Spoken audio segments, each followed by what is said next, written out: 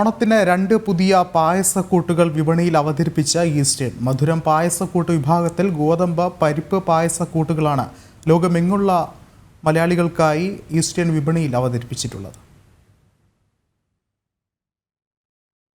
നിലവിൽ ലഭ്യമായ സേമിയ പാലട പായസക്കൂട്ടുകൾക്കൊപ്പമാണ് ഗോതമ്പ് പരിപ്പ് പായസങ്ങൾ കൂടി വിപണിയിൽ എത്തിച്ചിരിക്കുന്നത്. ഈസ്റ്റേണിന്റെ ഇൻസ്റ്റന്റ് ഹിറ്റുകളാണ് മധുരം പായസക്കൂട്ടുകൾ.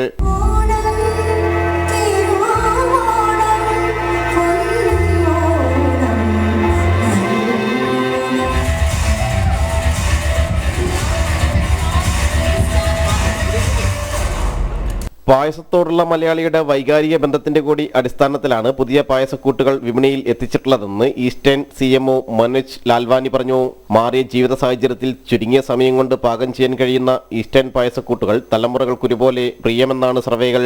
This is our 40th Onam as Eastern, and to make it even sweeter, we are introducing 2 new payasams to our existing range. We are introducing Paripu Payasam and we are introducing Godambu Payasam. In our range we already have Semia Payasam and Palada. So our Madhuram range will now have 4 Payasams to make everybody's Onam sweeter. 300 ഗ്രാമിന്റെ പാക്കറ്റിന് 75 രൂപയാണ് ഗോതമ്പ് പരിപ്പ് പായസക്കൂട്ടുകൾക്ക്. സേമിയ പാലട എന്നിവയ്ക്ക് 85 രൂപയാണ് വില. നാടിന്റെ തനത് രുചികൾക്കനുസൃതമായി ഭക്ഷണോൽപ്പന്നങ്ങൾ വിപുലപ്പെടുത്തുകയാണ് eastern. ജനം, കൊച്ചി.